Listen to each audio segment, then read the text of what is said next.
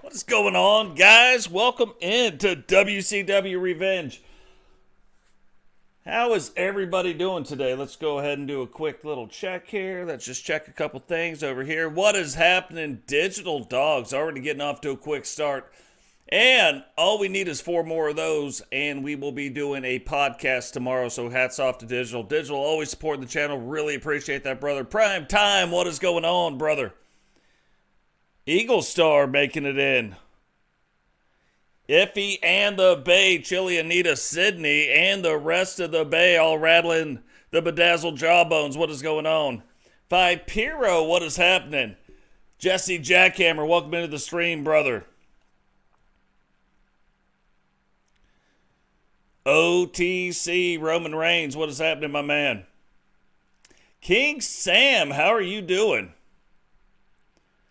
How are you today? Andre, what is going on? Welcome to the stream. All right, guys, let's look at this. Now, this is crazy. We could have made 97 matches tonight. There's so many things. You want to talk about some good things going on in WCW? So many things are going on right now. So many stories, so many other little things, so many branches off of the tree going on. Could not fit it all in here tonight. Now, typically, what happens is on a pay-per-view style event, we have 12 matches, but tonight I even made a 13th, and I still think there's probably 2 or 3 matches missing off here, but that is going to have to be pushed into the next segment of things going on. So like I say, super good problems, but tonight we have seen Dragonuv now defend and win the title belt against 2 different members of the Syndicate. JP getting a shot here tonight in match number 1. This was going to be a match only between Serra and Monica Monroe. However, this has turned into a 4-man gauntlet elimination match. Lexi Hart joining the fun. Vanessa Levey joining the fun as well. Ken, Shawn, and Brooklyn Jokers. Brooklyn requested this match, and we are going to see it here tonight. Extreme Rules match, WCW Hardcore title belt, which Jokers just won in the last episode, on the line tonight. Thank you, King Sam, buying the ticket. You always got to buy the ticket, you know what I mean? When I go into other people's things, I buy the ticket as well. Lexi Hart getting a little bit of double duty tonight with Tiffany Hart against Penny and Lady Rock. WCW Women's Tag Team title belts on the line. Now, here's the big stuff. The first of 3 WWE wrestlers coming into the show. Remember, the Universal titles are defended against WCW and WWE wrestlers. So, Cody Rhodes tonight getting his shot at the Universal $1 Million Championship. Now, when you go all the way back to the Universal World Championship, it was Cody Rhodes and Totes who fought for it. Cody Rhodes getting the best of Totes in that match, becoming the very first, little history for you, Universal World Champion. Can he do it again here tonight and take the $1 Million title belt away from Totes? Vipero, Zack Hamilton getting a shot at Grady and Herbie.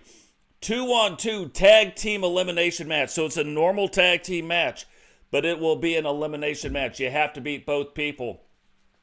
Kind of a little interesting turn of events. You see Jane wearing almost the same color, the same outfit that she wore back in the day. Jane facing off against Melinda Gutierrez. We'll talk a little bit more about Jane as this match is coming up. But for the United States title belt, Matt Storm, we just saw him win the Money in the Bank. Now getting his shot tonight at Rated R2K. Ozzy and Repentia gonna finish up their feud here tonight. WCW World Championship title belt on the line. Ozzy, the current champion. Can Repentia take it away? Rowdy, Hunt, and Sentinel facing off right now in this match. WCW World Championship belt on the line. Rhea Ripley, WWE wrestler number 2. Rhea Ripley will be facing off against Crimson, Jay Savage, and Bret Hart. These guys have been going back and forth as well. They are going to try to wrap it up here tonight. Who is going to come out on top? We've seen Bret Hart now every time kind of getting the better of Jay Savage. Will the leader of the syndicate be able to overcome those odds here tonight? And Becky Lynch, the third and final WWE contestant, getting a shot at Witcher here tonight for the Universal Women's World Title belt. Now remember, those Universal belts are the top belts in all the land. They can be defended or fought for by any WWE or WCW wrestler. So you are seeing a little bit. We haven't seen a lot of it throughout this season, but you're going to see a little bit of it here tonight. However, before we get going, the first match, like you just saw, the entire card is kind of a banger, and you can look at some things and be like, well, what about this guy? What about this thing? What about the thing happening with the other thing? The following contest is scheduled for one fall and is for the WCW Cruiserweight Championship. But I say, what about it indeed? Because look, at the end of the day, like I said, these are really good problems to have. There are some really interesting stories coming up here soon. And when I say soon, I mean as soon as Nitro. We're going to see some very interesting things kick off. But right now, kicking it off tonight, JP coming back off of injury. Now, we have seen on multiple different occasions, two to be fair, but two different occasions where JP coming back off his injury hasn't fared so well. So kind of took a little bit more time off, took a little bit more. We've seen him coming down to the ring, not to wrestle, but to help manage the syndicate a little bit. Trying to possibly heal up, even though he's been cleared by the medical staff, but try to heal up a little bit from that injury. Will we see JP fully recovered here tonight against Dragonuv? Now you got to know, Dragonuv running his own school. Dragonuv very much is aware of his injury. Will Dragonuv attack that injury here tonight? You got to believe that he would. I mean, if it was me, if Frankie Two Fingers was in the ring, Frankie Two Fingers would absolutely be attacking that injury, making sure that I held on to retain that title belt. So you got to believe Master Dragonuv will probably be employing the same thing. Now, has this all been a ploy by JP too?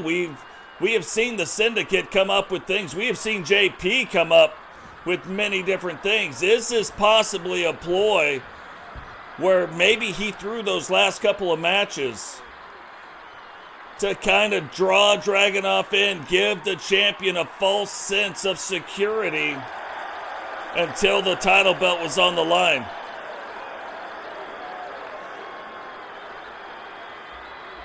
All these questions and more are about to be answered.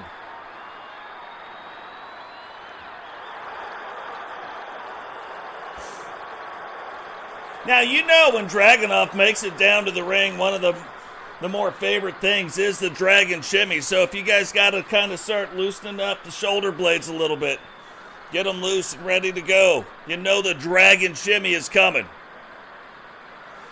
And don't be skipping in the bay. In the bay, don't pretend like you don't know what the dragon shimmy is. You're going to be sitting along at home now. Maybe if you're driving a car, maybe don't do it so much. But if you're not, get ready. I already warned you it's coming. When Dragonuv gets going on it, we're all going to get going on the dragon shimmy. Now, haven't seen, again, a lot from Dragonuv, and then all of a sudden we see that he's produced two wrestlers from his school already, and then parlaying that into a title shot with the Cruiserweight Championship. And here we go. Get ready. It's in the arena. Oh, there it is. There it is. Just that little thing. He's just letting you know. You want to get on it? Oh, look at that. Totes doing the dragon shimmy right now. I can't even stop. Like, Dragonuv has stopped it, but I'm not. I'm going to keep it rolling just for a second. but parlays that into a title match, ends up winning the title belt from a member of the Syndicate. Then another member of the Syndicate tries to beat him back and win the title belt back. Doesn't happen. Can JP and the Syndicate accomplish that here tonight? Introducing the challenger from Salt Lake City, Utah, weighing in at 193 pounds, JP.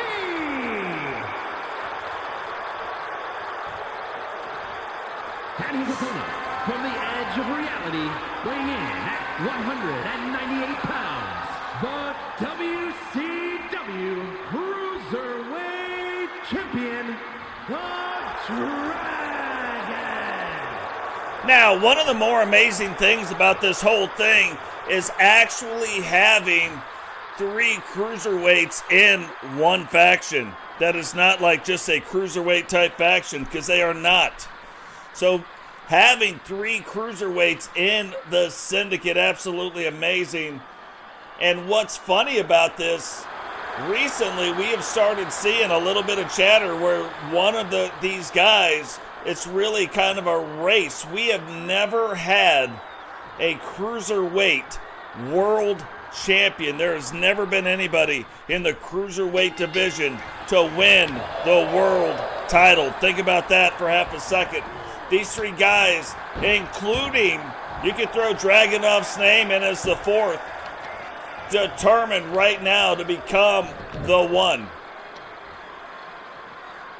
Right now, Dragunov trying to prove to Eric Bischoff, trying to prove to the guys in the back that he should be the one to get that shot. JP wanting to prove him wrong here tonight. Zack Hamilton wanting to prove him wrong here tonight. Vipero wanting to prove him wrong here tonight. All 4 of these guys want to be the first. Will they start to separate themselves? We're going to have to wait and see. But right now, JP off to a fast start against Dragunov. But Dragunov right back in it. And maybe Dragunov realizing that maybe JP playing a little possum in those first 2 matches. JP coming out strong here. And maybe Dragunov now has to change what he was doing, has to change the game plan of how he thought this match would go. Now, we got to say it, you can't win a championship. A title belt will not change hands on a countout. So yeah, I mean, you can win the match, but JP realizing that, has been a champion multiple times, throwing Dragunov back into the ring and now doing kind of what the Syndicate does. You wonder about the NWO and what their future is going to bring. You wonder about, oh my gosh, are we going to have a heel faction? Well, we got 2 of them right now. And then you could almost say 2.5, because you look at it, the Horsemen not really the good guys either. Not really the bad guys. The Horsemen do what the Horsemen need to do for the Horsemen. If that works out for the benefit of WCW, great. If it works out for the benefit of somebody else, great. But they're just doing the thing they need to do. And look at this pin. JP getting punched in the throat, in the side, and then Dragunov putting him in some kind of weird hucklebuck. And Dragunov now looking like he is readjusted just fine. Looking like he has figured it out. What is going on? Sped, welcome to the stream, brother. Temple, welcome to the stream. Sentinel, the WCW World Champion, welcome to the stream. Oh, look at that. Dragunov going to kick JP. JP kind of sliding to the side a little bit. And then quickly locking in that submission hold, though Dragunov able to get out of it. But still, I don't think Dragunov, by any stretch of anybody's imagination, was expecting that. So JP almost getting it in, kind of stepped back again. Dragonuv missing. Can JP take advantage of the mistake by Dragonuv? Now whipping him into the corner and missile drop kicking him right back in. And it looks like JP really starting to turn this match around, really starting to control what is going on right now. And it looks like we've got quite a few people in. And still only a 2 count. So when we get enough people in here like we've got what kind of looks like what we got right now, maybe let's go ahead and start giving away some memberships.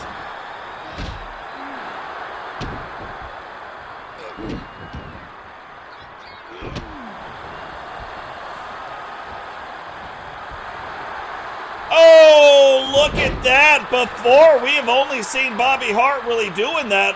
Haven't seen her do it in a long time. Then we saw, to be fair, Angela start kind of do it.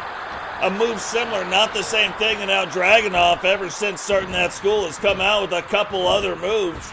But JP setting up for it and now looking like he's trying to call for it.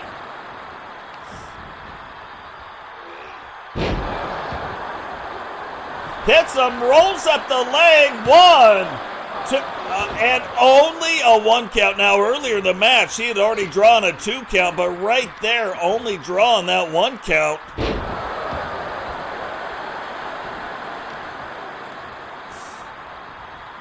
That has got to make you wonder at least just a little bit.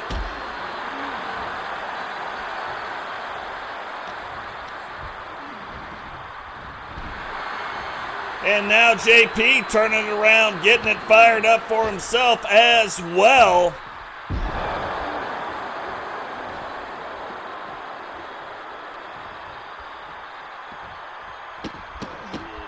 Oh, that's crazy. I thought Digital got a membership, but Digital is a member.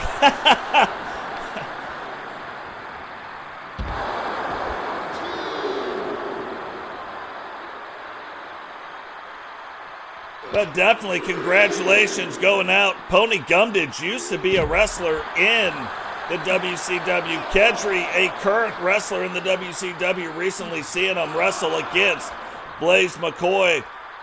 Call him, congratulations. OTC Roman Reigns, he is in the chat, congratulations. Now, look where it says gifted 5 memberships and check to see if you're able to hit a button that says accept gifts. You gotta hit that button to accept gifts. And look at that, while we're talking about gifted memberships, blood running down his face, we end up having a brand new. Here is your winner, and new WCW Cruiserweight Champion, JP. We end up getting a brand new Cruiserweight Champion, JP, not allowing Dragonuv to show that he can beat all 3 Cruiserweights in the Syndicate. And JP looking like he's getting back on a roll. What is going on, Triple Beat? Welcome to the stream, brother. JP, what a great match to start this off. JP's got the blood running down his face. We saw Dragonuv using the powers of the Dragon, blacking out the arena and then showing up behind JP. JP able to fight through it, however, and come away with the victory. What is going on, Blaze Radio? Welcome to the stream, brother.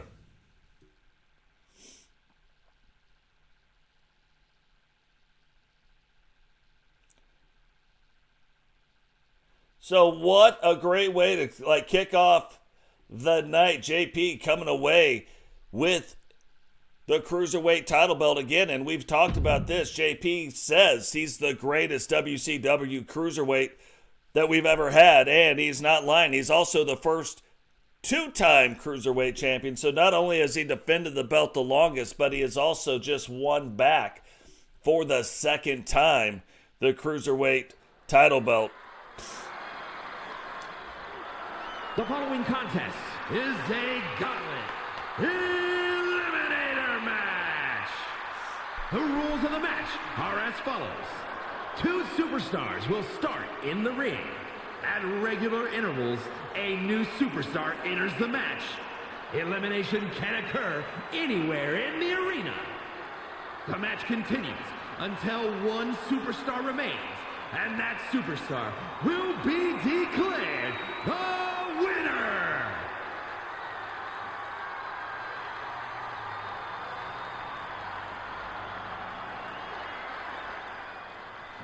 We're gonna have to do something with that thing. I didn't do the right amount of time.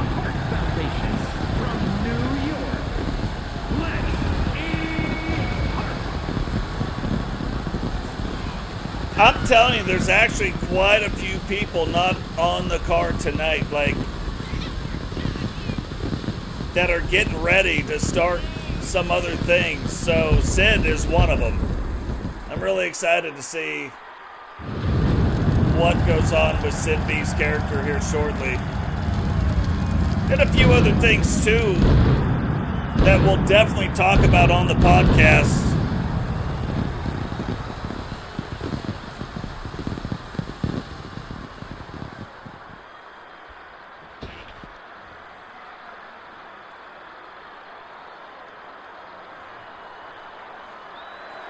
Yeah, so yeah, that's one thing.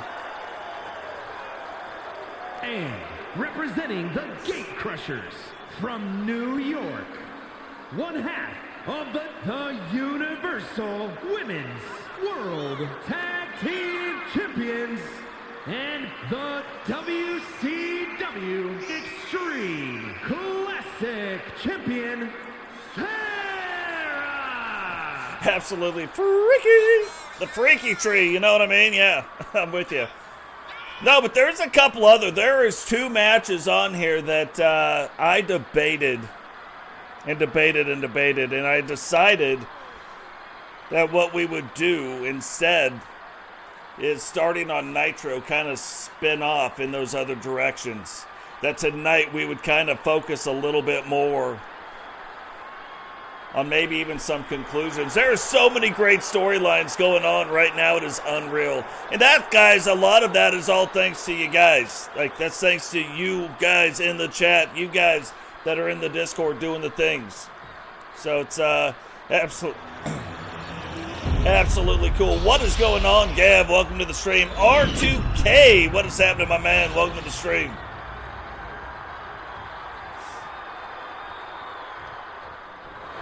And Friday the 13th, did not even realize it.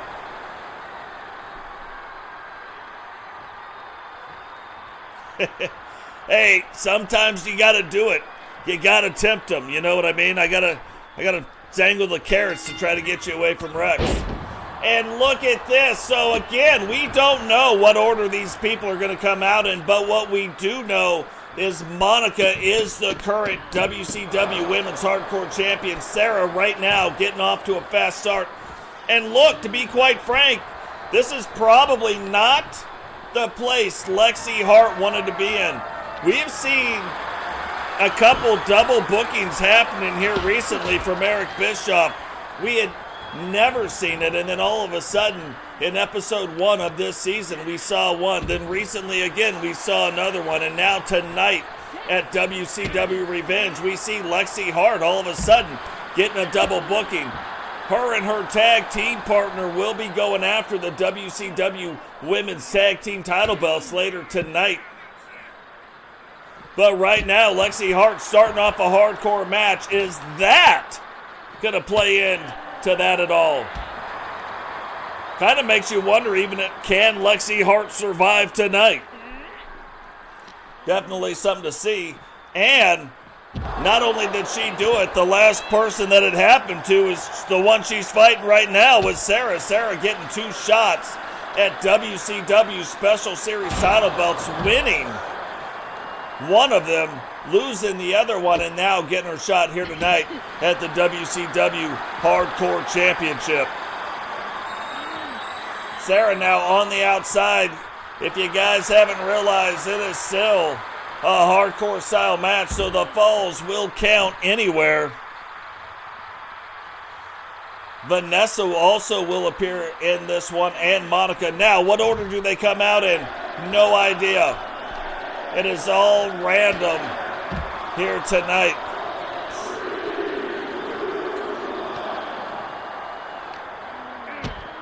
But guys, before that gifting thing falls away, go up. Make sure that you click the button that says you will accept gifts. That's how it happens. That's how you get gifted the memberships. And the champion going right past the 2. She is the third one in. And in 2 minutes, that means we will see Vanessa in the match as well. When Vanessa gets into this match, will she be facing off against 3 other ladies, or 2, or maybe even 1? Like, who knows? Who knows what could happen in the next 2 minutes? This is an absolute brutal match. And we have seen recently Serra really wanting to step into that kind of brutal type role. But look at this. Monica's showing you why she is the champion and has been the champion.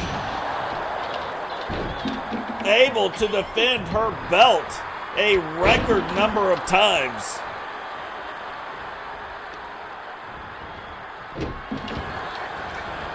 But now the action going back. Right now it is a 3-way elimination match, but soon we will have a fatal 4-way elimination. But Monica able to defend the belt 6 times. Can she defend it here tonight? And that's another interesting thing about the title defenses. You want to hear a really interesting statistic.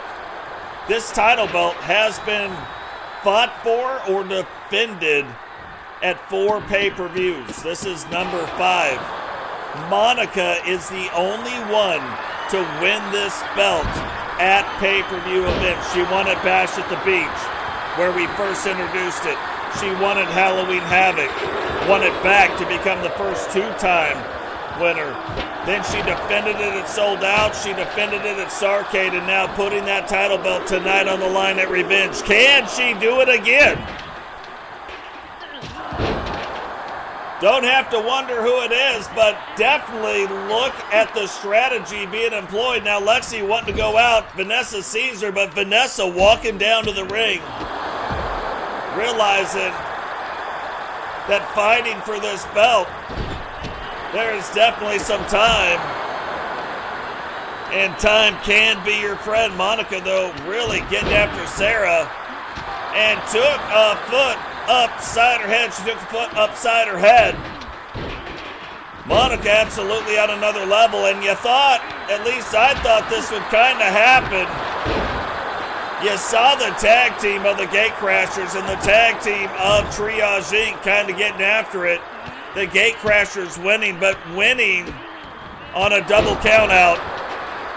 I thought Triage Inc. would not want to take that one lying down, and that is exactly where she's going. Vanessa trying to get right after Serra. Serra dropping her right on top of the chair. Lexi, Hart, and Monica getting after it.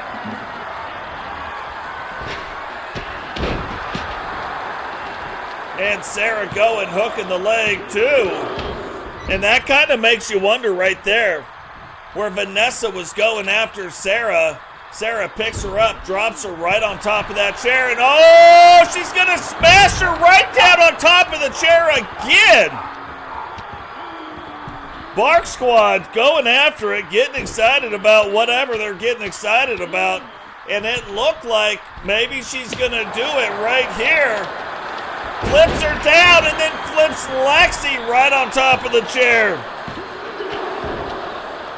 And Serra able to kick out, but we have seen a couple of different moves that are absolutely on another level.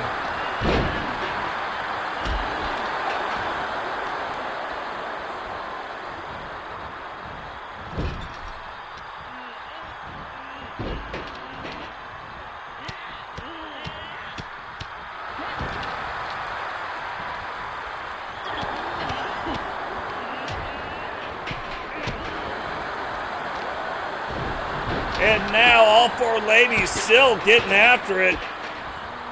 And at one point, you would kind of think that they would flip around a little bit, because you got to believe that there are some women in there too, probably wanting to get their shot at Monica. Monica winning the title belt, defending it 6 times. So you would think that there would be a mark on her back.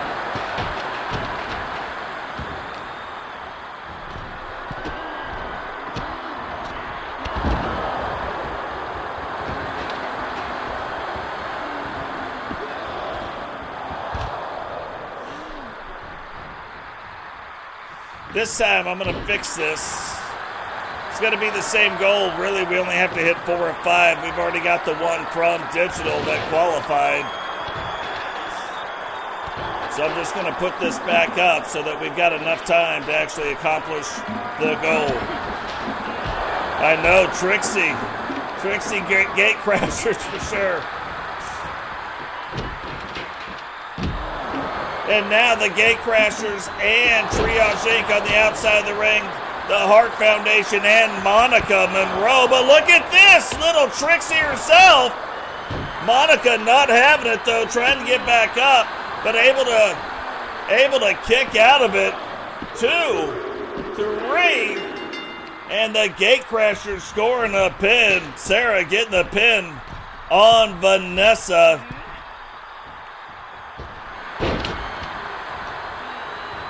And then there were 3.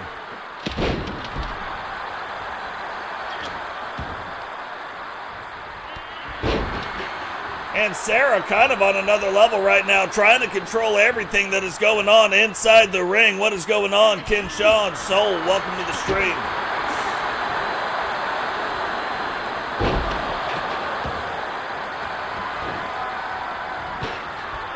The answer to what you're asking, simple as no, it will not. They will have about 23 past pay-per-views up, and that is it. It's a big discussion right now with the WWE library. And look at this. You want to talk about it being a hardcore match. Serra just going after Monica, but we've seen this tactic used before, and it not work. Monica now trying to put her in a submission hold, but she is not having it.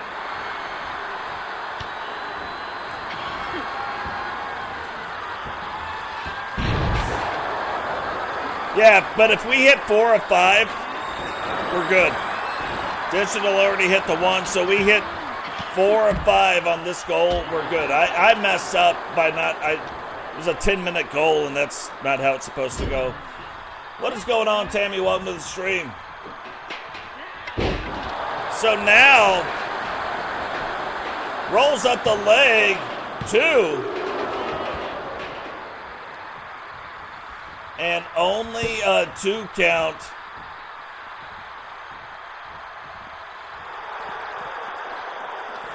Vanessa, Serra wisely kind of sitting back right now a little bit, letting these 2 duke it out, and now getting ready to take her spot, but Lexi able to use Monica as a distraction. Monica getting back up to her feet, tries the big boot on her. And look, the longer this goes on with Lexi in this match, the more punishment Lexi is taking, the more of an effect it is going to have later on while they are trying to go after her and Tiffany Hart, try to go after the WCW Women's Tag Team title belts. And she only has 1 match to kind of recover from. So that is definitely something that could be playing a role. Serra now trying to get Monica, huge clothesline. And now delivering the feet, delivering the hands. And guys, remember why we got a brief second. Drop a like on the video. Subscribe if you're new. Yeah, but they're $5 donations, Iffy. The goal is 4 $5 donations. Right now we've got a $5 donation and two $2 donations. Which, don't get me wrong, I love all the money. Like, all the money goes back into the channel, so it's all good. And look at that! The champion The champion has been eliminated by Serra, so now no matter what happens, we will have a new champion. One way or the other.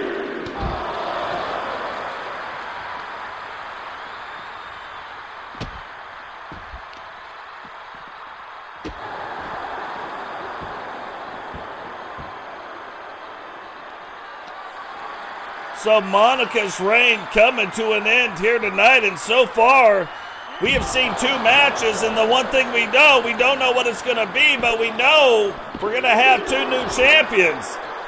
So not looking good so far tonight for current title holders, and that could bode well or bad for the WCW. WCW holding all the Universal titles right now, but 3 of those titles on the line here tonight against, 4 of them are on the line, but 3 of them are against WWE wrestlers. So the WCW having a chance to actually lose some titles over to the WWE here tonight.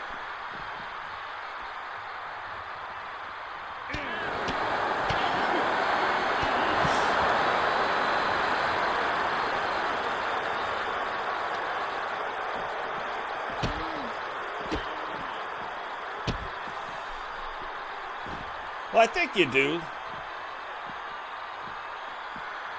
You can hit that, hit continue.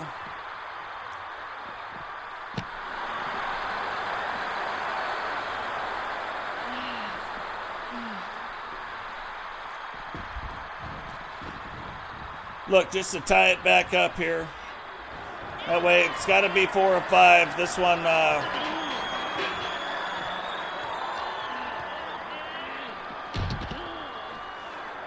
and right now, Lexi looking like she's kind of getting the better of the 2. But see, that'll be for digital since I screwed it up. So we still need 4 or 5. If we get 4 or 5, we got a lot of cool stuff to talk about. And really WCW Universe related. I'm excited about it. One way or the other. Also, the other thing that I talked about with creating the videos and having a daily video of the wrestling matches, we're very close to perfecting that as well. Hopefully we'll see it next week. You guys are already starting to see, if you're members of the channel, you're already starting to see the shorts. All the members always get to see it when I upload it. Then it'll get released out to the public over the course of the next. Right now we're already out to Christmas on some of those uploads. So again, big deal becoming a member of the channel, but you know what else is a big deal? What else is turning into big business right now? Lexi Hart breaking the kendo stick. And is that going to do it? Do we have a brand new hardcore champion? We do, and her name is Lexi Hart.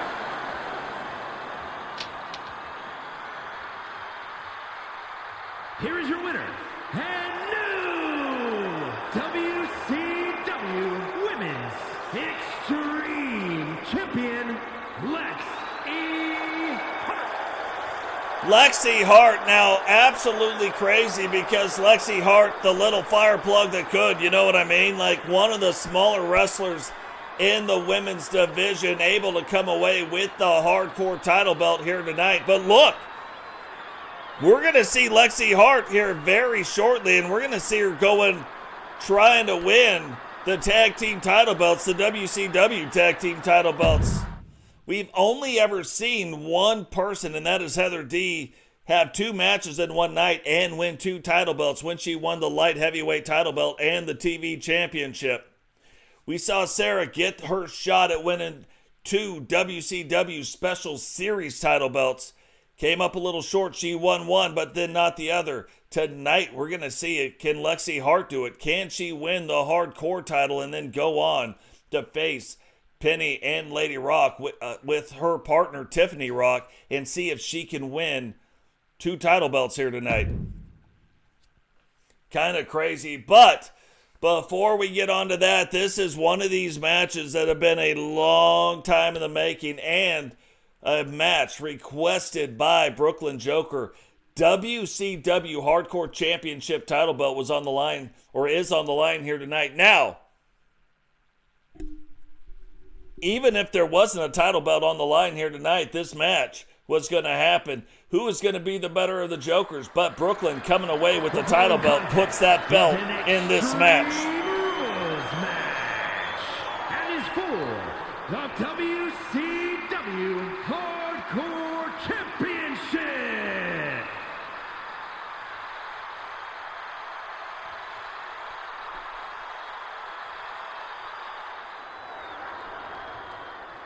What do you guys think about the WCW Revenge Arena?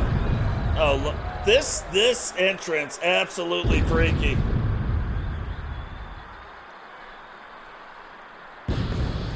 You look at both of these guys, and it is absolutely amazing. We were at a point where we had 13 cruiserweights. We had about 13 super heavyweights. That number has changed to 8 now. A couple of the super heavyweights were like within a few pounds. They end up losing a few pounds, and then kind of strengthens the heavyweight division. But look, tonight at the end of the day, you got a light heavyweight going against a super heavyweight.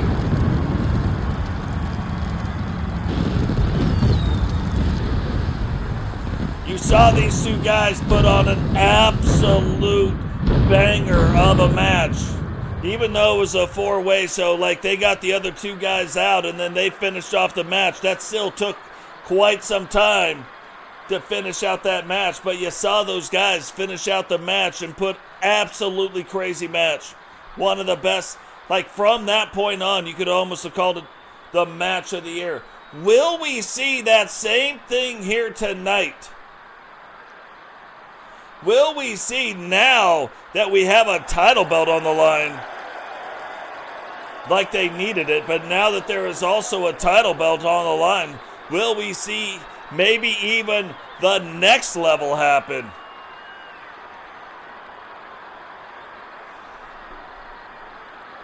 I don't know. I don't even know if there is another level.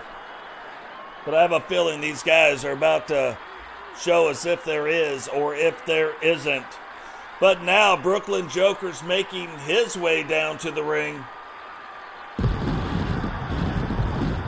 The brand new WCW Hardcore Champion, winning that belt in the last episode and now having to put it on the line here tonight at Revenge. Who will get their revenge in this match? Who will walk away? And maybe who's going to get carried out on a stretcher? Like, if this match is anything like the way these two fought the last time, we might need a couple stretchers.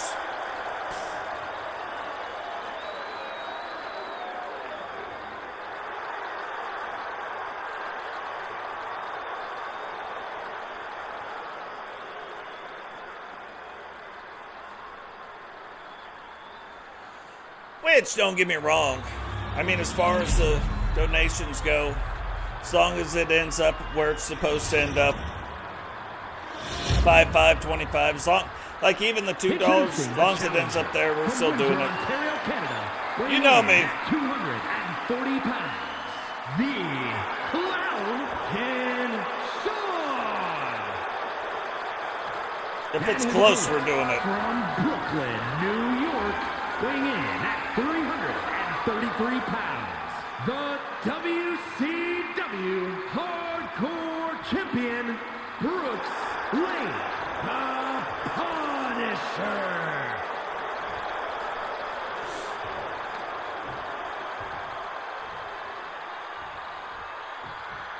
Look, I'm Frankie Two Fingers. You know what I mean? Totes just bought his ticket, too. Totes in the back getting ready to fight Cody Rhodes. A lot of great matches tonight. Like, I mean, you just look up and down this card. I'm excited about the R2K Matt Storm WCW United States title belt on the line.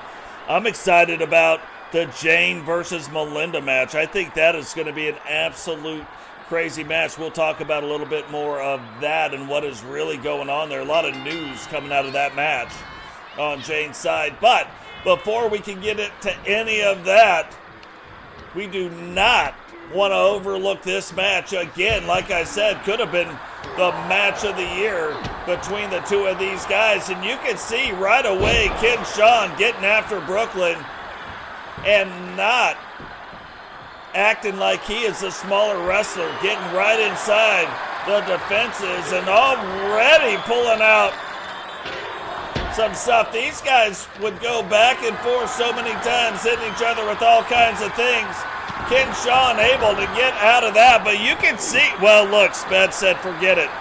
He said forget it, we're doing it tomorrow. We're doing it Big Sped style. Not even playing. Sped's not playing today. You know I love you guys. Like, I'm serious. Like, you guys, amazing, amazing, amazing community. I say it all the time. But amazing community and very, very much appreciated. So, yeah, we hit the goal. Nailed it. Nailed it.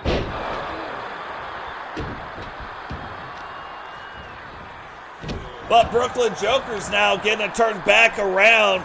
Shawn on the ground. And look, I don't even know, to be fair, how these two guys are even going at it right now. You see what they did. You saw what happened with Brooklyn. How is Brooklyn even walking? But he is. You see the scars on his back. You wonder what is inside the skeletal system of Brooklyn Jokers. Yep, Sped is the MVP tonight.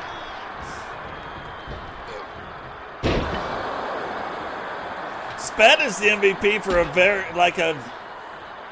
very long list of reasons as well. You know, we talk about show some grace, be a good guy, do some stuff. Digital Dogs absolutely exemplifies that. Sped also exemplifies that. I know some stories. I'm not going to embarrass either one of them, but I'm just telling you, these guys both go out of their way to help people on another level. So, absolutely amazing. Now, Brooklyn picking up and only hitting him one time, but look, you look at the force at which he hit him with it. I was going to say, I don't even know how he kicked out of that. You look at the force, the height of Brooklyn Jokers, and somehow Shawn able to block the punch by Brooklyn. Brooklyn now taking it off the ropes. Pancake maneuver. That is true.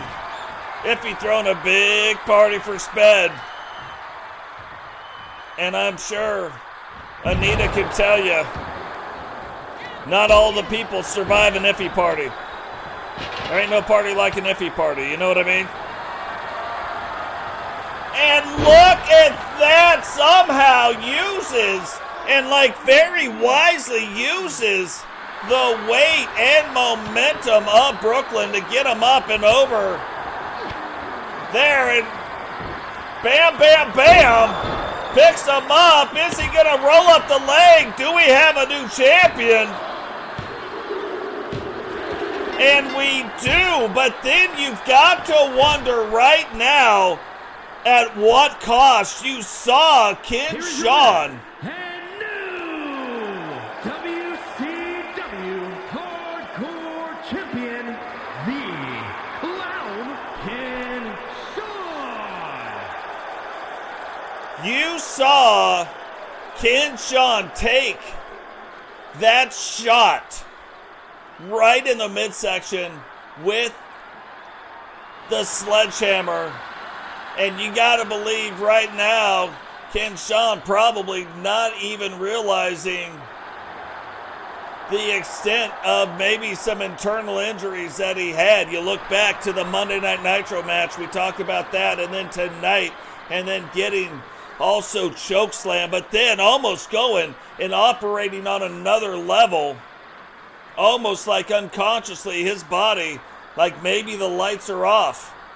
Maybe he doesn't even realize what he's doing, but his body reacting and doing the thing and then coming away and finding a way to get the win here tonight against Brooklyn. Now, I'm just telling you, we've seen Brooklyn win matches and we've seen Ken Shawn win matches. So tonight, Ken Shawn, obviously the better Joker, but then at the end of the day, who is the best Joker overall? Don't know. I don't know that has been settled here tonight. But I do know we have a brand new WCW Hardcore Champion.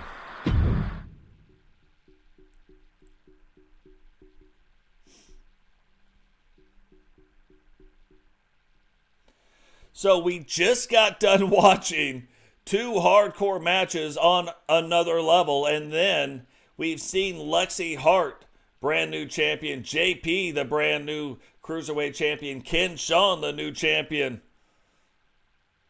I'm just saying, if I was in Vegas right now, I'm probably putting my money on the Hart Foundation. Reigning champions not having a good time here tonight. Reigning champions not doing all this stuff. What is going on? Repentia, welcome to the stream. Repentia having the match later on tonight against Ozzy. Really, really looking forward to that match. There's not a match on this card I'm not looking forward to. Let me just lead with that.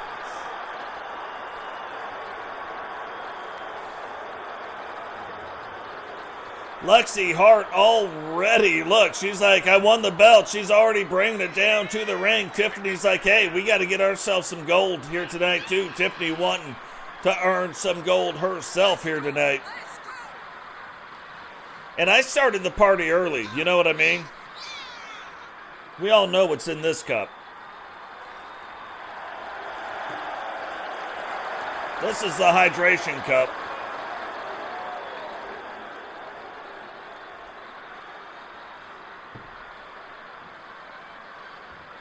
And this is like a mixed bag. You never know what's in this cup.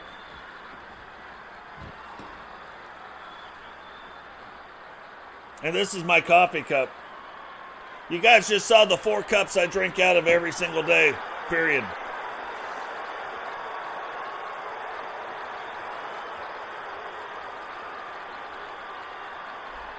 And that's another one. You see GC Rock coming down with the current WCW Tag Team Champions. And there's been word on the street that GC Rock is getting ready to try to build his own run, try to do his own thing, and try to get back into the world title hunt. Now, we've seen the World Championship belt put around his waist at every single promotion he's been to, but we haven't seen it in WCW. So it looked like for a time maybe he stepped back a little bit. We've seen him win some Money in the Bank stuff. We've seen him do some stuff, but he says he is dedicated to doing the thing. He felt like he might have been a little bit too heavy. So really hitting the gym hard, leaning up a little bit more and trying to get down more lean muscle and drop a few pounds. So when he comes back, will that change the way he wrestles? We're going to have to wait and see. We don't know, but we do know what we've seen so far when we head into the gym. Now, the other funny thing is, these 2 ladies not given the greatest of chances to even win these title belts. Then not only do they win the title belts, they have been defending the title belts since they've got them.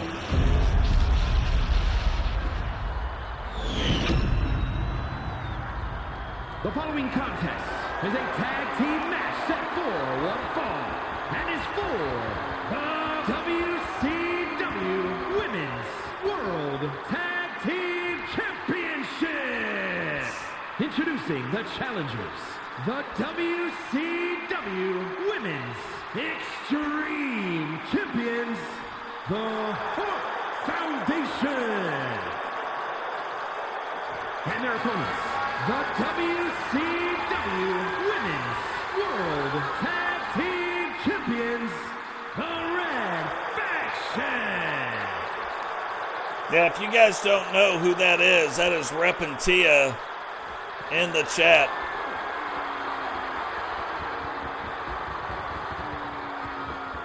But absolutely crazy, not really given the best shot. They end up going on, beating the NWO, beating Misty and Kylie Watson.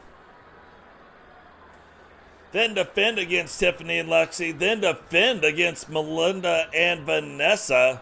And now defending here again tonight. Right now, I'm telling you, they've already broke the record. This is one of those title belts that has not seen a lot of stability. It has gone back and forth, not ever defended more than one time. Angela Starr and Judge Julie Justice kind of did it. Like Judge Julie Justice kind of defended it more than once, but not really.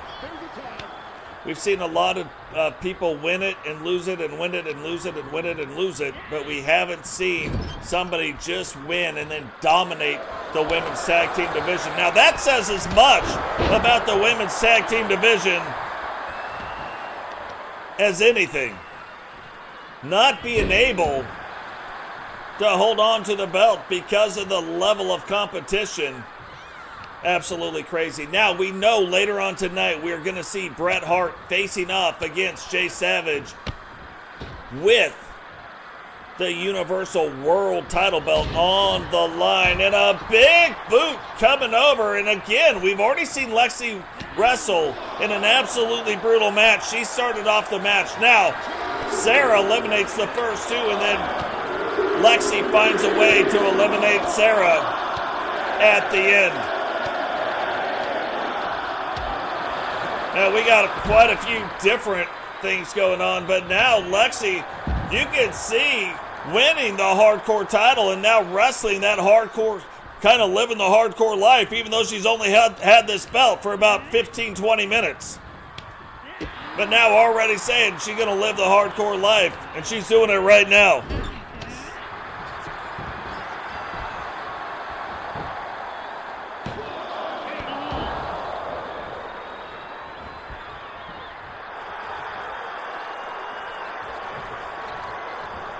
You guys ever wonder why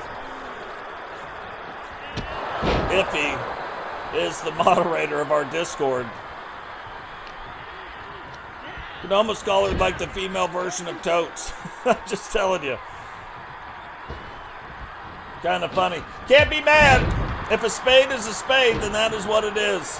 Hard to be mad at that. Tiffany now getting in. Little double team action going against Lady Rock. GC Rock, why we won't see him here tonight in a match. We will be seeing him on Nitro. So, coming down, supporting Lady Rock, supporting Penny, trying to help them get through, kind of coach them through some stuff. But on the flip side of that, Bret Hart trying to help coach the Hart Foundation. No longer having a men's version of the Hart Foundation, but obviously Bret Hart still heavily involved in the Hart Foundation, and the women do have the Hart Foundation on their side. And I'm telling you what, I thought it would be absolutely impossible for the Hart Foundation to really compete in this match because of what Lexi just went through, but Lexi got in there, has held her own. Tiffany Hart has come in, is absolutely dominating as well. And if you're the champions, you got to kind of be a little bit nervous about this, I would imagine. Really needing to get things turned back around and going back in their favor.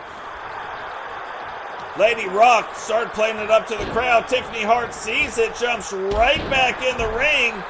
Might as well call her Dr. Tiffany. Just gave Lady Rock 2 feet to the face, said, call me in the morning.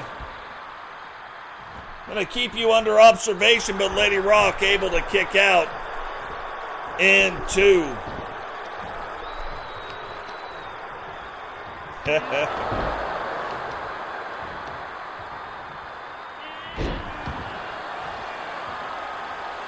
The one thing, though,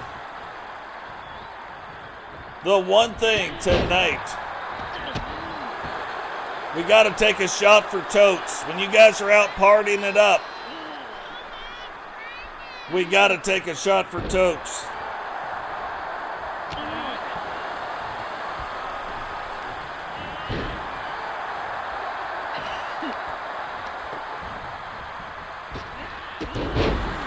And now, the current WCW Women's Tag Team Champions starting to get it turned back around, or are they? It looked like they were getting it turned around.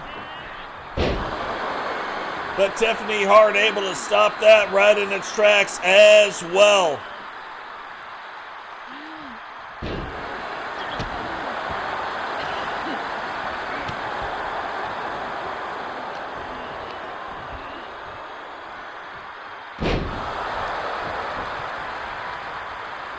But this is the thing, too. This is the thing when you're looking at what's going on with this match.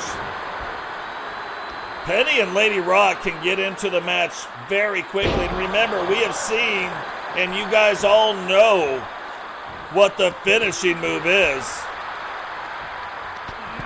of Penny. It's called the Penny Dropper, and it can end a match with a quickness. Now, while tonight, when the men's titles are on the line, that will be a normal style but tag team elimination match. This is one pinfall, one submission is all it is going to take. And Lady Rock knows it, hooks the leg, but Lexi able to get in.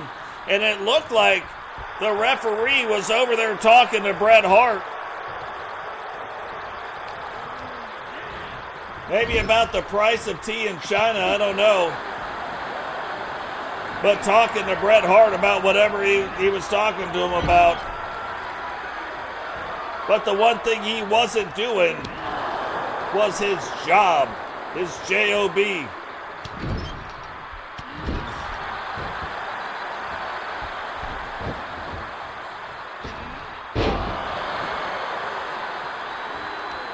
And look at the state of this. Tiffany Hart flipping Lady Rock up and over the top. But Lady Rock able to turn it around. And you know, one of the other things doesn't have a lot to do with this particular match, but I am shocked that we haven't seen anybody ever challenge GC Rock for the helmet. We've never seen anybody challenge Lady Rock for the helmet. Like, what is going on with that?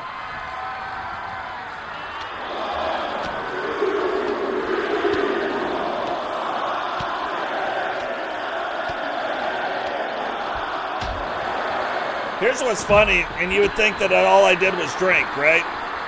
We have 3 bars. 2 of them I built in the house. Whoa! Look at how close we just came to having brand new tag team champions. But again, if I was a betting man, the way every other match is gone, I would be betting on the Hart Foundation. But the 3rd bar that I didn't build, we're about to rectify that, and we are about to build the 3rd bar. They're big. They're not little. They're big bars. And they're stocked. And that's the problem. The 3rd one is little in comparison. And so now I'm going to have to build a bigger one. Out of necessity, you know what I mean? We only do it out of necessity.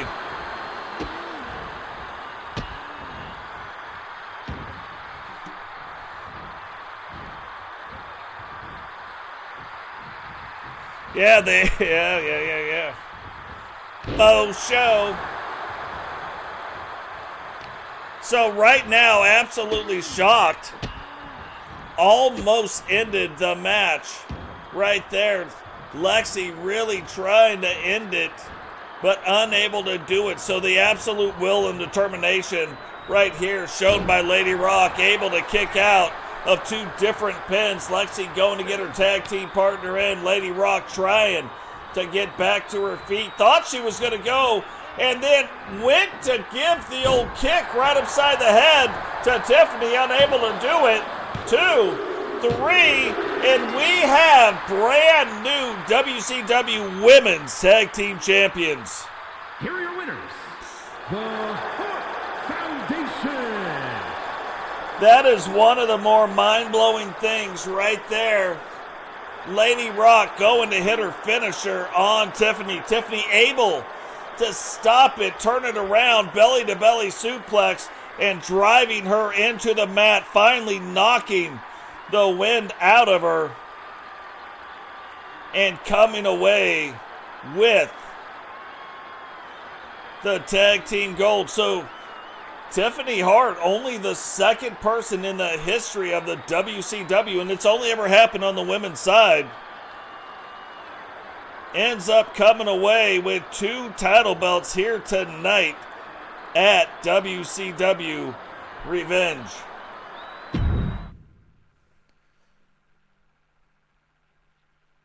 So absolutely crazy. Now, the first of 3 matches that will feature a WWE wrestler. We remember back in the day, Cody Rhodes, actually one of the WWE wrestlers that came over from the WWE and helped the WCW get going. Then he left this season, went back to the WWE, but now back in a WCW arena at WCW Revenge, trying to recreate the match him and Totes had for the very first match for the Universal World title. Now the WCW, or the Universal $1 Million title, is on the line here tonight. The following contest is scheduled for one fall and is for the Universal $1 Million Championship.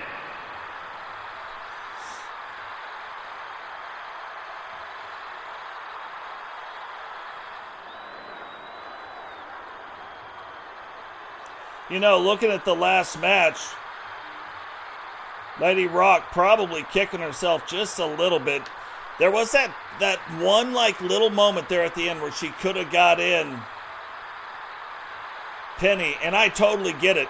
You get into these things where the adrenaline's going. You're like, I just got to get into one more thing. Let me go grab her. I'm gonna hit her with my finisher. Maybe whip her back or go for the pin, and then maybe whip her back over in the corner if that doesn't work. So totally get the thought process behind it, but guarantee she is in the back right now kicking herself.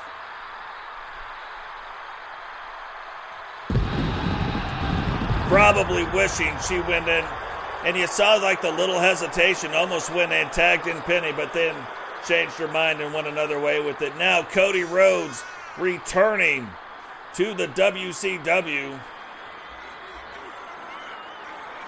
to challenge Totes McGotes, who Totes McGotes is the greatest $1 Million champion, like whether he won it or not, but ended up winning it now on his second title run. Will he be able to stop Cody Rhodes here tonight?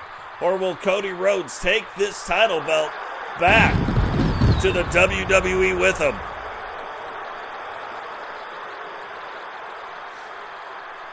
Remember, the Universal titles belts created. There's 3 in the men's, 3 in the women's division. You have the world title in both. You have the $1 Million title on the men's side, the Divas on the women's side. Both belts will be, or all 4 of those belts will be on the line tonight. But 3 of them will be challenged by WWE wrestlers.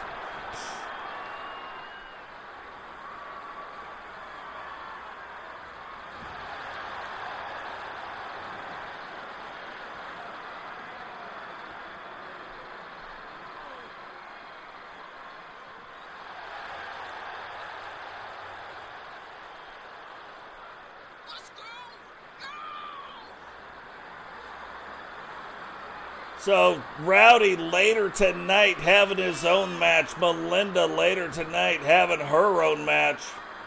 Rowdy going after the WCW World title held right now by Sentinel. Melinda going to defend the WCW Women's United States title belt against Jane.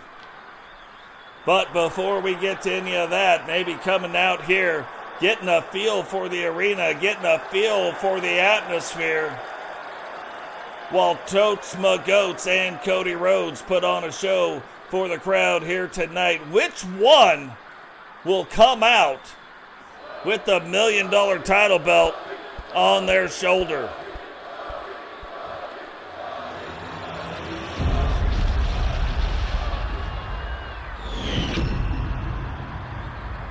Introducing the challenger from Atlanta, Georgia, weighing in at 220 pounds, the American Nightmare, Cody Rhodes.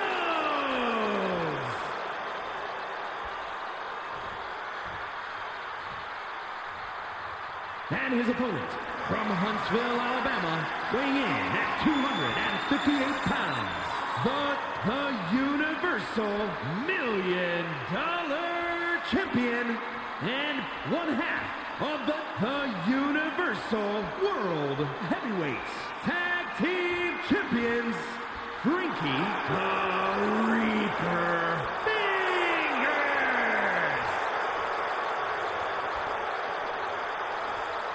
So again, it's not like this is the first time these two have met. They actually had two matches. Cody winning the first one, Totes, then coming back and beating Cody.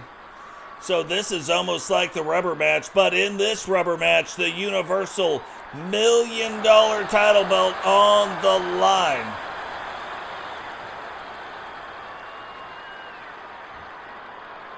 Can Totes defend it and keep the title belt in the WCW, or will the WWE win back one of the Universal title belts? So a lot on the line here tonight, and aptly named WCW Revenge, as Cody felt like he didn't get his fair shake, even though he was one of the people that played a very integral role in these wrestlers splitting off from the WWE to start the WCW, and now the WCW absolutely dominating the WWE. Cody Rhodes going back to the WWE to try to strengthen that brand. So it's funny, Cody absolutely trying to help the underdogs, whether it's the WWE or the WCW at whatever time, to create better products on both sides. And now, though, getting a shot here tonight, trying to take that first step in winning back these Universal titles. And look at that, drops Totes right on the old scunion there. But as Jay Savage and Solo will tell you, Totes has a really hard head. Got that hard head style. Now, Totes don't mind sitting on the outside. They can sit on the outside all night. The title belt will not switch hands. And Cody Rhodes, knowing that, takes Totes, throws him back into the ring. Totes, though, gets up. But Cody looked like he's waiting on it. Almost could have been a Cody cutter. But instead, uses that springboard for the drop kick. Totes now. No, I don't know if you know this, but Totes not a fan of the springboard maneuvers. And that might have been the thing that woke Totes up. So far, Cody Rhodes has been the one in control of this match.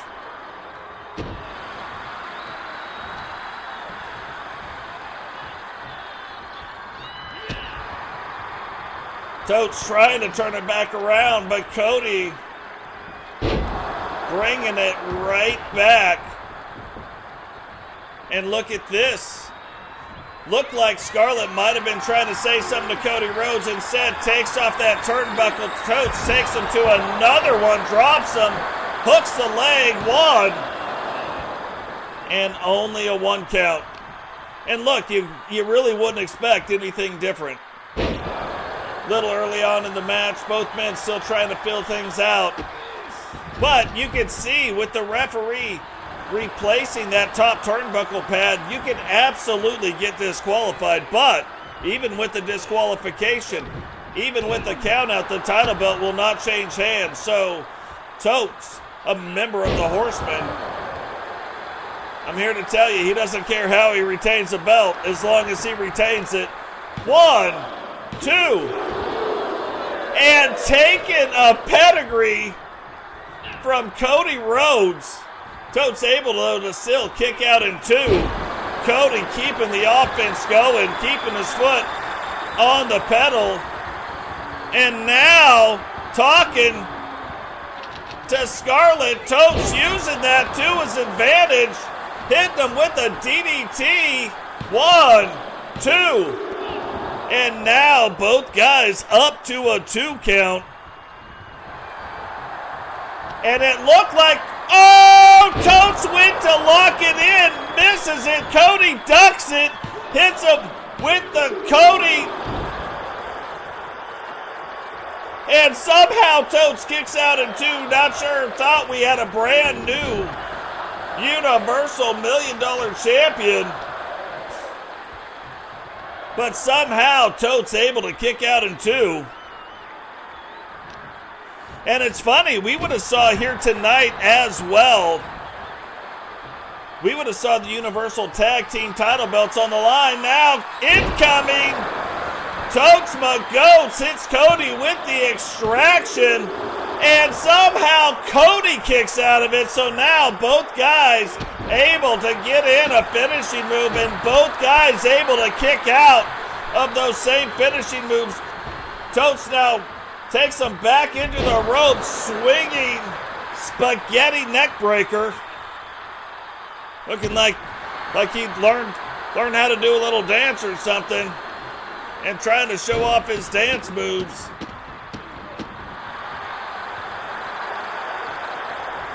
And Totes almost looking like he's calling for something, but what is he calling for?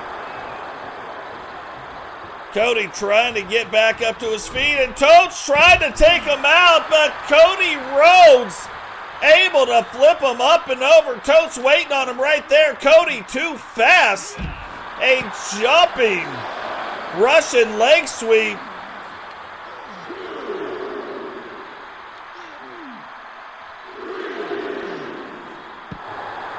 And you could see all the people that came down to the ring with Totes kind of backing off, letting these guys fight. Totes now throwing Cody up against it.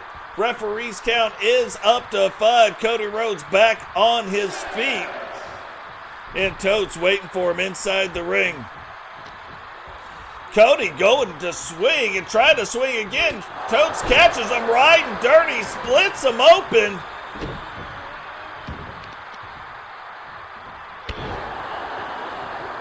And now maybe trying to work on those legs a little bit, trying to take out the ability for Cody to do the Cody Cutter.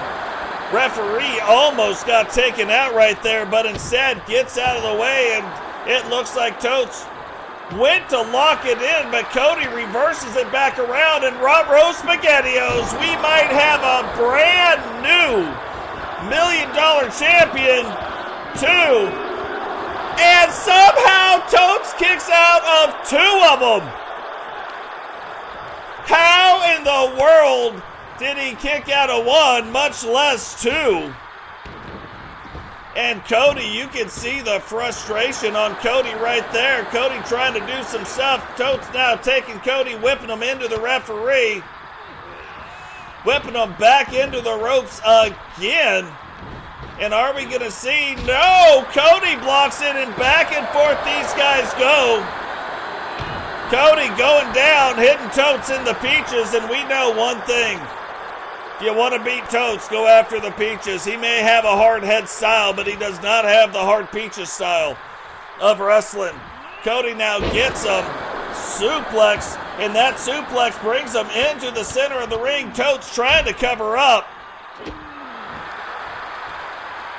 But Cody absolutely getting after Totes, and here we go for the 3rd time, and that will do it. Hooks the leg, 1, 2, and Totes kicks out of it again. How is he doing it? The match should absolutely be over right now, and somehow it is not. Cody trying to get the crowd pumped up. Totes not even able to get off the mat anymore. Totes covering up the best that he can. But what is Totes going to do? He has got to come up with something. He has got to find a way to get this turned back around. He went for the extraction. Cody blocks it again and then takes him over into the corner. Totes 2 feet to the head. Extraction incoming. Hits Cody. Is this going to be it? 1, 2, 3, and somehow Totes takes 3 finishers and then finishes off Cody Rhodes. And still the Universal $1 million champion, Frankie the Reaper Fingers. Absolutely unbelievable match. Don't even know how he's walking, but he is anyway. And he retains for the WCW, the Universal $1 million Championship. Guys, if that doesn't make you want to go out, share the video, call the people that aren't here in the stream right now, get them in the stream. Call your mom, call your dad, call your significant other. Say, I don't know what you're doing with your life right now, but I don't see you in the chat. Get in here now. The WCW is putting on a show.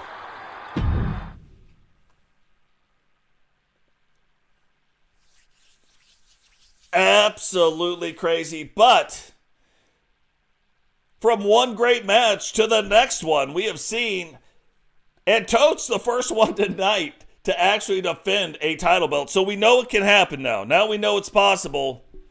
We have seen 4 brand new champions in the first 4 matches. Totes puts an end to that streak right there against Cody Rhodes and goes up 2-3 in their little rivalry that they've had going on over the past 3, 4, 5 seasons.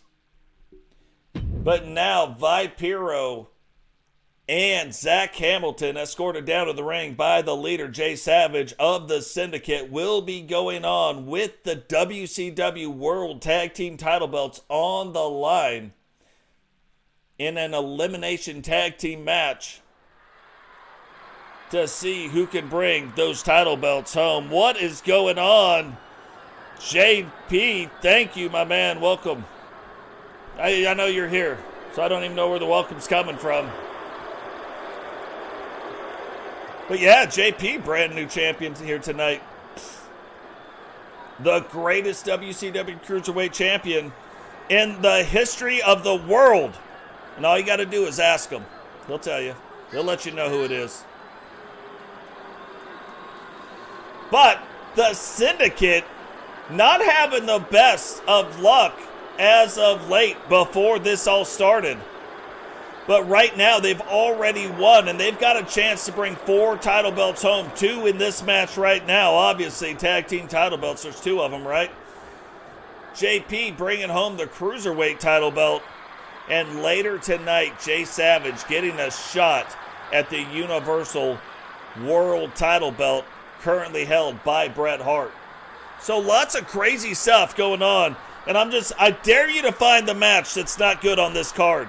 I even had to add, this will be the only pay-per-view where we have 13 matches instead of 12. I even had to add an extra match. And I'm still missing matches. I could have added more matches.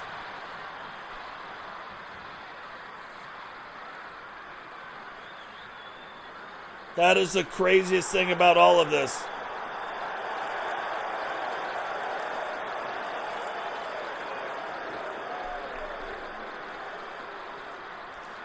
Because we could have, seriously, at the end of the day, and there are some great things that are getting ready to start off.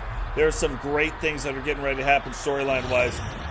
There could be some great things wrapping up here tonight, and there could be some great things that spawn off of it. Is an elimination match, and is for the WCW World Tag Team Championship. Introducing the challengers.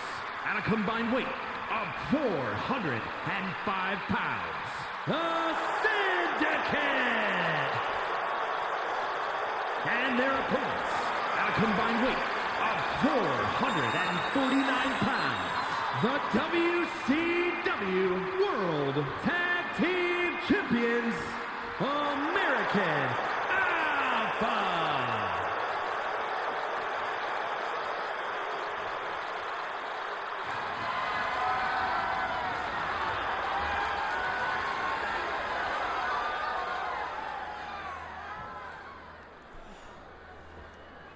Yeah, it's funny. It is like a new dawn.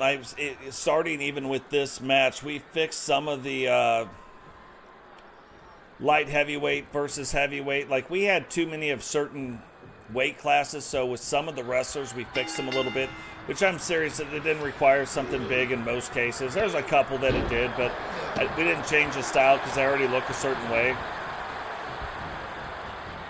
which is going to create even more competition inside the WCW, which is amazing. So absolutely crazy, but really looking forward to some of the stuff from tonight, even moving forward. Like, it has been a crazy season so far, and I'm looking forward to it even more.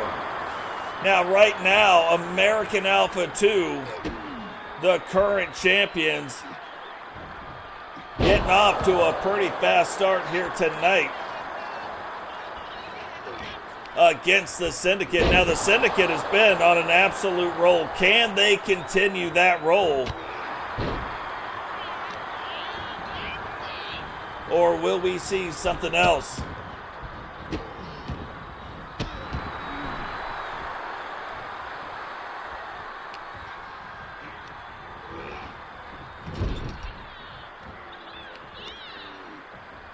Now, you look at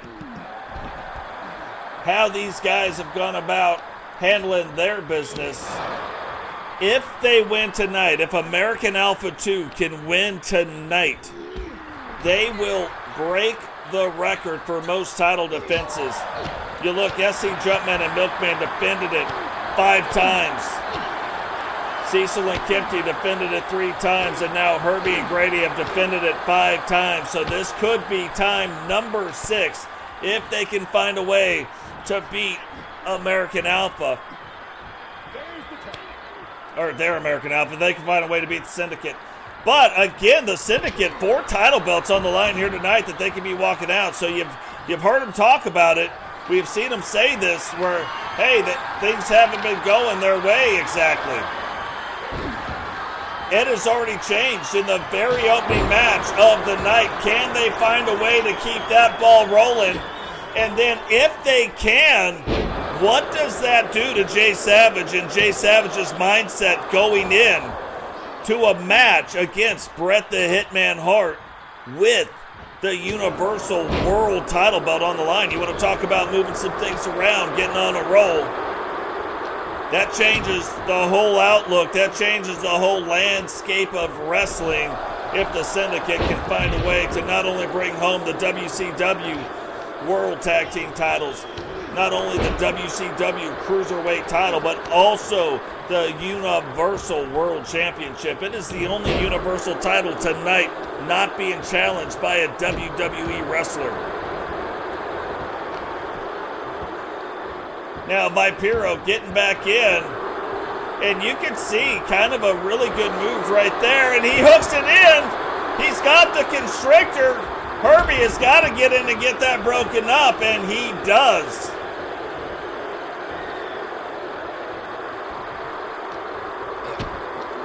But he got that constrictor locked in on Grady, and remember, it's not one fall. It's not like one thing happens. It is a normal style tag team match. But you got to eliminate both members of the other team, either by pinfall or by submission.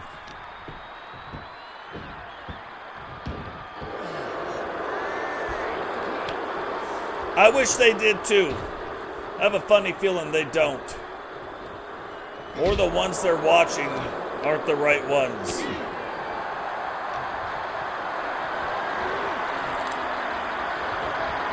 Not all Elite Federations are created equally.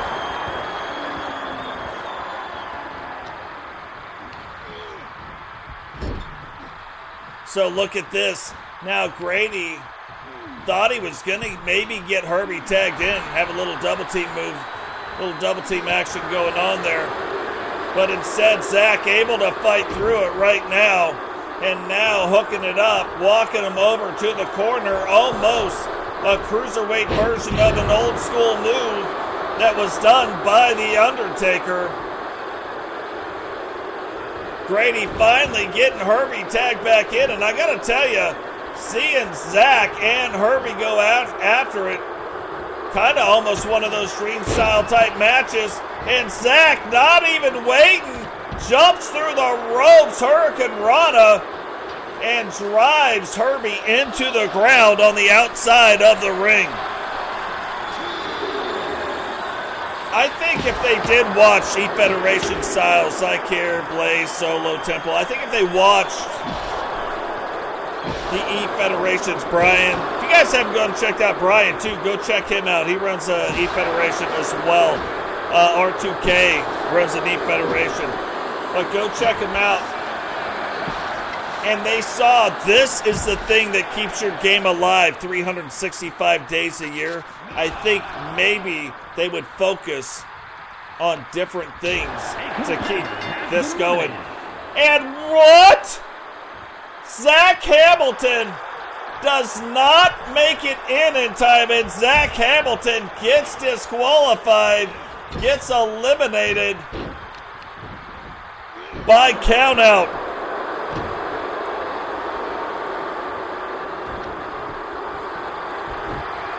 It is all up to Vipero if they are going to be able to bring it home. Right now, Vipero in a 1-on-2 match against the WCW World Tag Team Champions. Is Vipero going to be able to pull it off? We are about to find out, and that is not going to help. Gets whipped into the corner post, except there is no cushion there. There is no two. And kicks out, but that is almost a 3 count, and that is not looking good for the Syndicate. Vipero has got to get up, has got to get this turned back around, and look at this. Is he going to sneak it in? 1, 2, 3. And Vipero tries to sneak in the pin, but Herbie able to reverse the sneakiness. Here are your winners, and still WCW World Tag Team Champions, American Alpha. Able to reverse the sneakiness around.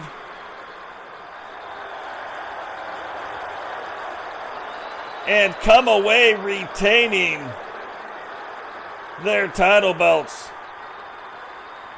And it looked like for most of it until that one part right there where just a little bit off, and you wonder, did somebody pay the ref? Because that was so close.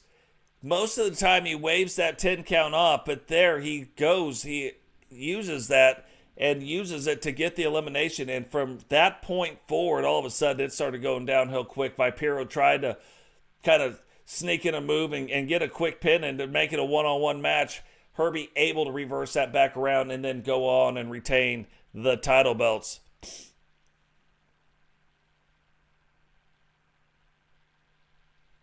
Pin escape is a set thing in our universe. All the rules are right there. And yours is a little higher than most because you've won title belts. So, it is a thing. Right now, the problem is something else. Like, I know what the problem is, but it takes winning matches. Like, you've got to win some of the matches to stop it from happening. Right now, you've got a negative 9-point thing against you. So, that's part of it. But neither here nor there. Now, the thing that we've got to talk about, the thing that we got to kind of look at, Jane, no longer a member. The following contest is scheduled for one fall and is for the WCW Women's United States Championship.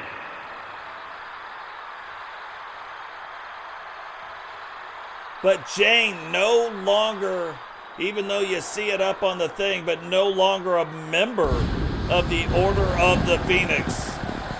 Wanting to go out on her own, one-on-one, get back to her legend killer persona. Recently, we saw a short release that kind of showed the old version of her and kind of wanting to get back to that, doing that right now. We still have Angela Starr, still a member of the Order of the Phoenix. The guys in the back obviously missed changing the entrance, so it's still there. But moving forward, no longer a member of the Order of the Phoenix, out on her own again, doing her own thing, going after the titles. And that has got to be something that is going to start freaking some people out, because before, kind of had Jane under wraps. When Jane wasn't kind of being held back by a group, she was out dominating the individual title scene. Does that start here tonight with the United States title, or will Melinda be able to defend that U.S. title, that newly designed U.S. title here tonight? We can see right now Melinda not only the WCW Women's United States Champion, but also the WCW Television Champion. And this is one of those matches, like, once Melinda got rolling, where you're like, who would you want to see her wrestle? Like, what other competitor do you think where they put on, not win or lose, but do you think that they put on an absolutely amazing match? What I wanted to see was her fighting against Jane. So the powers that be in the back and Eric Bischoff making this match here tonight. Apparently they wanted to see it as well.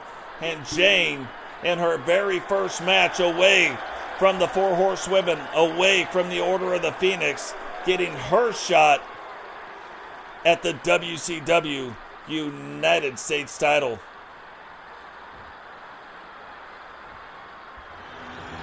I agree, that could have been the match of the year right there, Sentinel. I know which match you're talking about. That was crazy. Introducing the challenger from Leeds, England, the Legend Killer, Jane! And her opponent from Puerto Vallarta, Mexico, the WCW Women's United States Champion and the WCW Women's Undisputed World Television Champion, the Mechanic Melinda Gutierrez. I also agree with you, JP. There's got to be more cutscenes. They got to bring back the cutscenes. They got to bring back the promotion or the promo slots inside the shows. They got to bring back the show opening scenes. Like, there's so many, like, just little things that they could do that shouldn't be this big deal. Now, somewhere in early January, I think we'll see our first, like, look at the game and, like, what they're bringing back, more than likely. A lot of the things aren't like this new thing that they're doing. It's a lot of the stuff and stuff that they're bringing back. But you can look at both of these women. You're looking at them both about the same size. So really not going to be an advantage there. But again, two very different styles of wrestling. Jane, where she doesn't do a lot of stuff off the ropes, very capable of doing stuff going off the top ropes. Melinda, more of that kind of brawler, in-your-face type, can go off the ropes, but typically we don't see a lot of it. So will we see a lot tonight?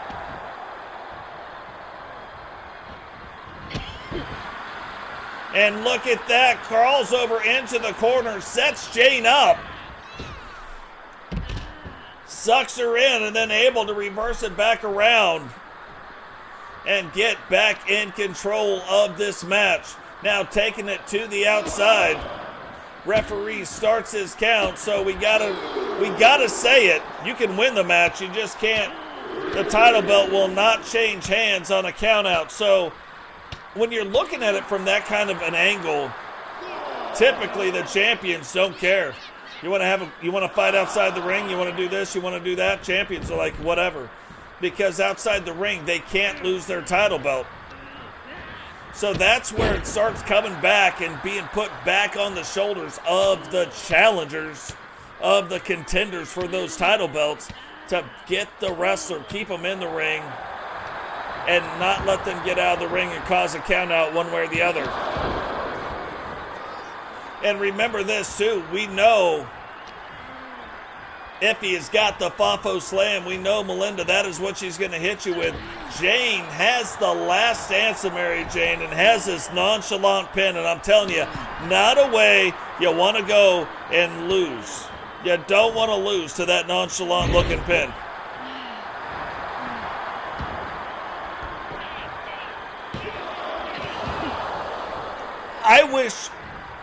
I just wish the devs would sit down with me and just so we could talk. It wouldn't affect this year's game. That game's already done, to be fair. I mean, there's going to be little things they're working on here and there, but that game's done. It's already in the book. All the wish lists that come out now doesn't matter. It's not going to be any grand ideas. So, but I wish we could just sit down and talk about how do you fix the game in the future? How do you do things moving forward? Here's these ideas. Here's those ideas. Here's this. And then really talk about it from the perspective or prospectus of E-Federations. You can say whatever you want, but if you're not running an E-Federation or you're not doing the thing, they'll get a point where you just put the game down and move on. I used to all the time. Then I come back here and there, do whatever. DLC come back, I tried out for a little bit. And look at this. Did she just retain her title belt too? 3. Now we have seen her win on that before, so that wasn't an accident.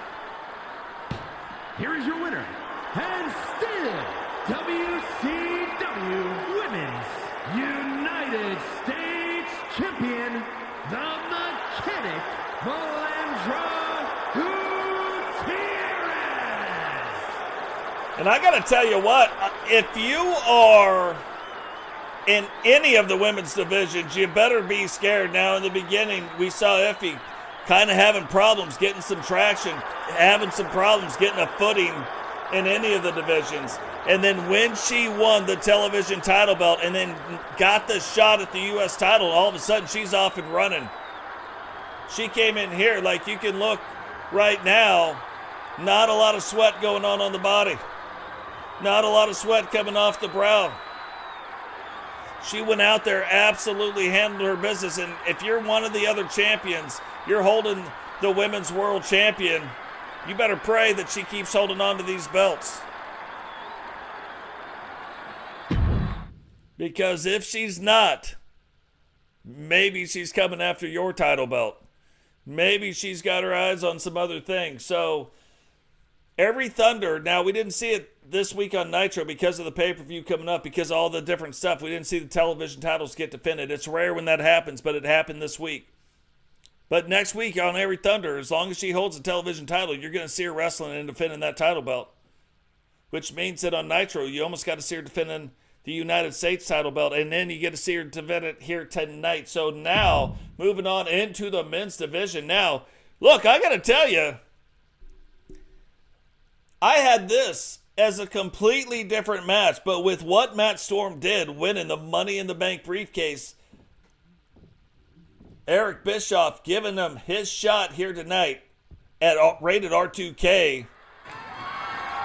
The following champion versus champion contest is scheduled for one fall and is for the WCW United States Championship.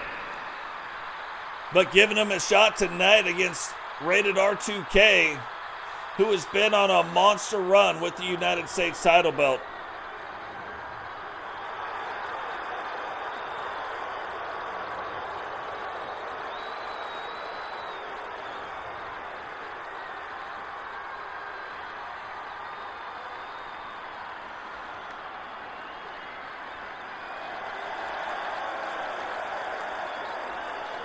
Now, tonight, if R2K can defend the title belt here, he will tie Vipero for the second longest run of a United States champion and tie him at 4.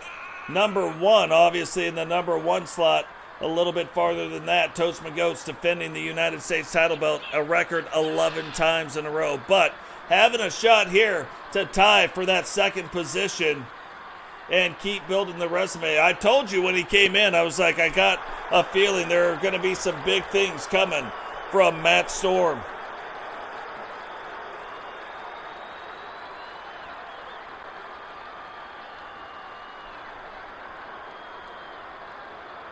Yeah, it blows my mind that any game, you see it a lot in Madden. Like, you go back to Madden 2007, probably their best game.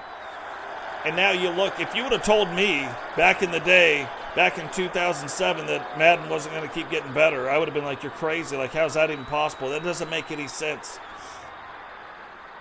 So when these games lose game modes, and then years later, 10 years later right now, 11 years later, we're talking about adding back in a thing that was in the game 10, 11 years ago. It doesn't make sense, you know what I mean? We should be beyond. And graphics-wise, we are.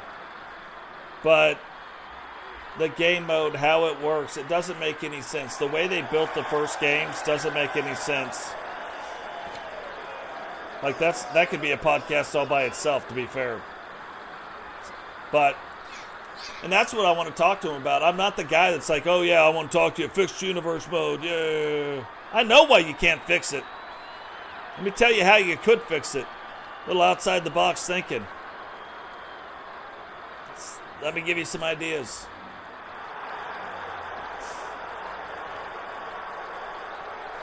But that is neither here nor there. One of the toughest, if not the toughest, title belt to win. The WCW Special Series Outlaw title belt, won by and held by R2K. Defended even one time. But that is not what's on the line here tonight. The United States title belt on the line right now. Introducing the challenger from Nashville, Tennessee, weighing in at 247 pounds, the Professional Wrestling Extreme Classic Champion, the Captain, Matt Storm. And his opponent from Jersey City, New Jersey, weighing in at 253 pounds, the WCW United States Champion and the WCW Underground Internet Champion, the Violator, RTK!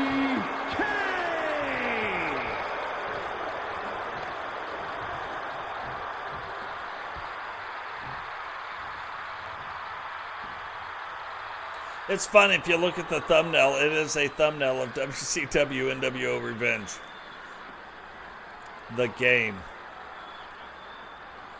A little Easter egg right there for you. Now, while the arena is not built that way, the Nintendo 64 logo, that's part of the logo that's on there right now.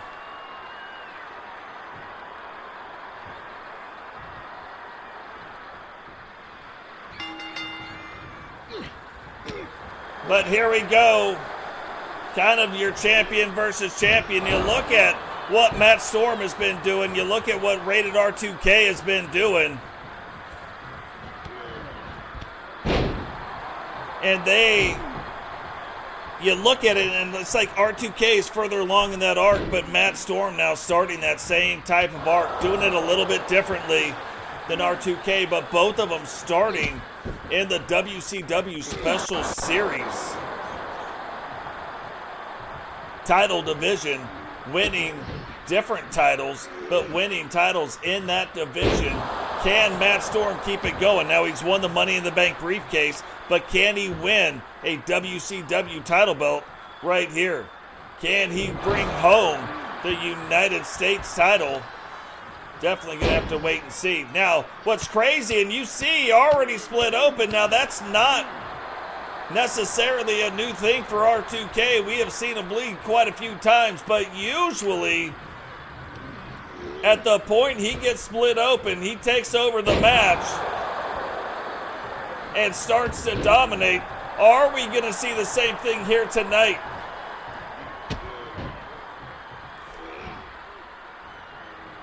And it's odd. It looks like something maybe just a little bit off, almost like maybe he didn't quite expect Matt Storm to come out in like this. Almost like maybe he had something in his head.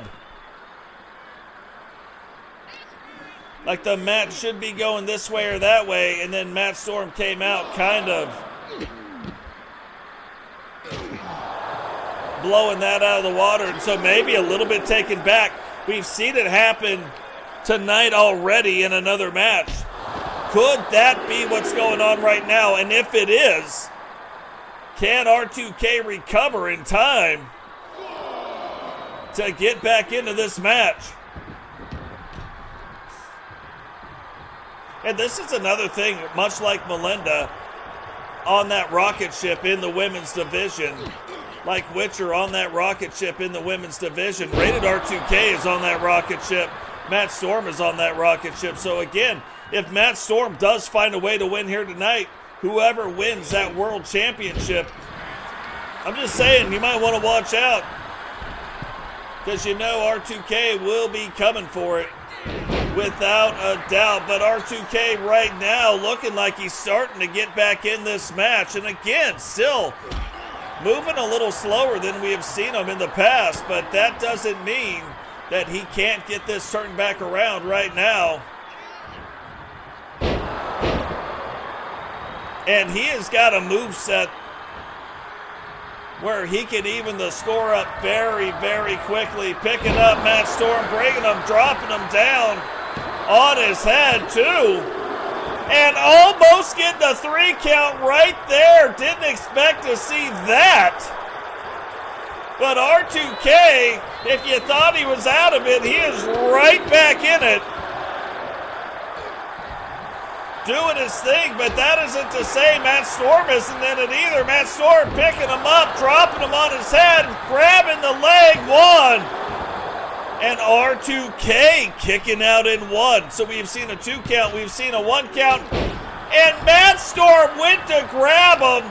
R2K senses that, goes in to this handspring off of the ropes, uses the ropes and comes back, able to avoid the grab from Matt Storm and then stay in control of the match.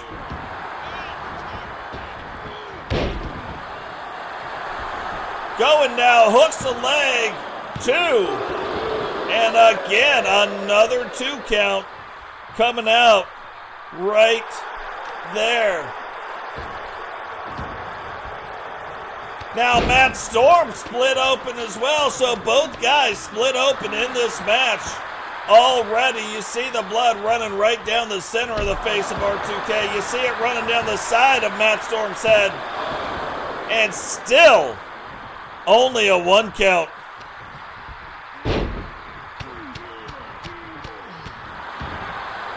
I 100% agree. That's almost, it's another type of a thing though, that make sure you bring this up, Digital. In case I forget, bring this up tomorrow when we do the podcast. This isn't about R2K, but it's something that happens.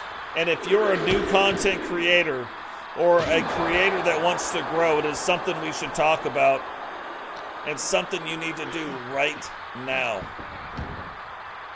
Every content creator has to do it. I had somebody tell me, I love passing it on because it 100% matters.